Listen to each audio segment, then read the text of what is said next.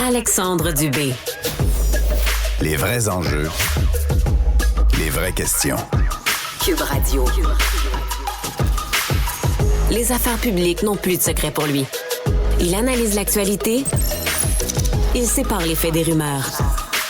Il n'a qu'une seule parole, celle que vous entendez. Alexandre Dubé.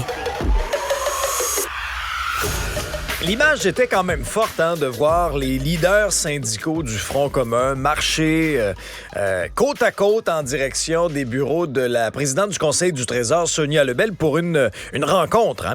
Ça survient à un moment où la présidente de la FTQ, Magali Picard, fraîchement débarquée de l'avion, après un petit séjour éclair d'à peu près 10 heures à Dubaï, on va vous dire, elle devait être sur le décalage horaire assez fort, merci pour cette rencontre-là, mais elle y était. Elle s'est présentée. Une rencontre entre le Front commun et Sonia Lebel qui devait durer à peu près 1 heure au départ. Après 45 minutes, ça s'est terminé. Très, très peu d'informations, je vous dirais, ont filtré de cette rencontre-là, si bien que essentiellement, ce que le président de la CSQ, Éric Gingras, a dit à sa sortie, en vraiment là, une courte déclaration, disant, on a fait le point, on a parlé de tous les sujets, puis comme on l'a dit depuis le début, on veut une négociation.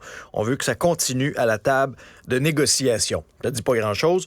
Sonia Lebel est allée un petit peu plus loin en parlant de rencontres constructives dans une brève déclaration écrite.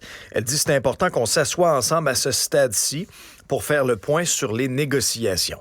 Maintenant, on sait ce qui s'en vient, là. Il y a d'autres dates qui ont été annoncées par le Front commun. On parle de 7 autres jours de grève du 8 au 14 décembre. Est-ce que ces journées-là seront maintenues? Si les négociations avancent suffisamment vite, est-ce qu'on est prêt du côté du Front commun à lever le pied, à annuler ces journées-là? La stratégie est quand même brillante. Mais François Legault, de son côté, le premier ministre, a étalé quand même clairement son jeu sur la table en disant « Je vous réitère ma proposition d'augmenter le salaire, l'offre salariale faite aux 600 000 employés de l'État, mais en échange, je veux une plus grande flexibilité dans l'organisation du travail. » Vous savez, les grands absents à cette rencontre-là, c'était la FAE, qui n'ont pas été convoqués pour cette rencontre-là bien précise. Semble-t-il que, la présidente du Conseil du Trésor veut y aller cas par cas, c'est-à-dire que là, c'était le Front commun. Est-ce qu'il y aura une autre rencontre avec la FAE? Et je le souhaite, là, parce que nos profs, je vous rappelle, là, affiliés à la FAE, n'ont pas de fonds de grève. Et ça fait déjà, on entre dans une deuxième semaine là, où il y a des journées de grève et on peut lire d'ailleurs dans Le Devoir que les petites annonces d'enseignants qui proposent, par exemple, du tutorat se multiplient sur Internet. Puis dans certains cas, on veut offrir du tutorat aux élèves qu'on a déjà dans la classe. Ça fait quand même jaser. Mais il y a de la pression qui est de plus en plus forte aussi de la part des parents, qui pressent les deux parties à en arriver à un terrain d'entente afin que les 500 000 élèves quand même puissent retourner en classe avant Noël. Ce sont des journées d'école quand même précieuses. Parlant de Noël, saviez-vous ça, vous autres, que selon la Commission canadienne des droits de la personne, Noël serait une fête discriminatoire à l'égard des minorités religieuses? Oui. Vous rêvez pas. Vous m'avez bien compris. Je vais même vous lire un extrait c'est un document de réflexion sur l'intolérance religieuse. Ça, je vous rappelle là, que la Commission canadienne des droits de la personne, c'est payé avec nos taxes. Là. Okay? Fait que là, il y a des gens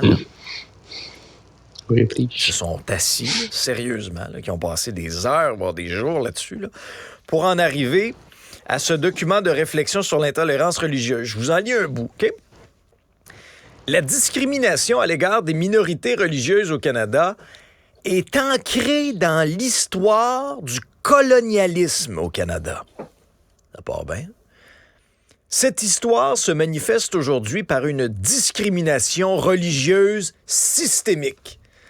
Ça, la discrimination systémique, c'est toujours une expression très populaire.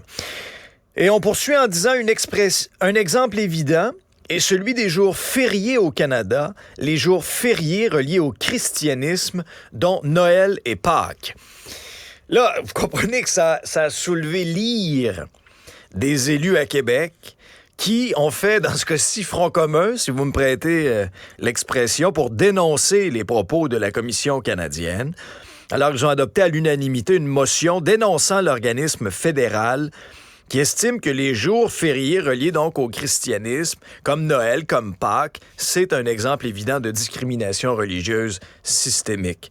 Alors, je vous fais entendre certains commentaires, parce que ça rebondit, là. Québec, on est allé, là, en front commun là-dessus, et ça rebondit à Ottawa aussi. Et là, le chef du Bloc québécois, Yves-François Blanchet, a interpellé le PM Justin Trudeau là-dessus. Pierre Poilievre a récupéré la balle au bon. Écoutez bien ça. Selon le premier ministre, est-ce que Noël est raciste? Je suis très content de me lever pour essayer de répondre à une question absolument ridicule, Monsieur le Président. Évidemment, le Noël n'est pas raciste. On est un pays de diversité. Le Bloc cherche la chicane de façon ridicule. Mr. Speaker, allow me to be the first of the season to wish everybody a Merry Christmas.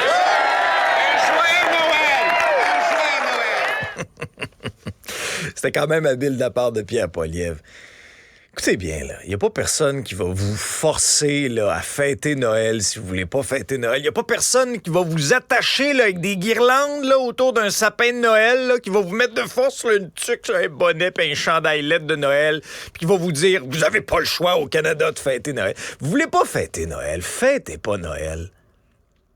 Sincèrement, là, on est rendu là, que la Commission canadienne des droits de la personne va associer ça là, au colonialisme. Là. Puis là, on est donc méchants, là, les Québécois puis les Canadiens, là, parce qu'on fête Noël. Hey, je te dis que ça n'a pas de sens.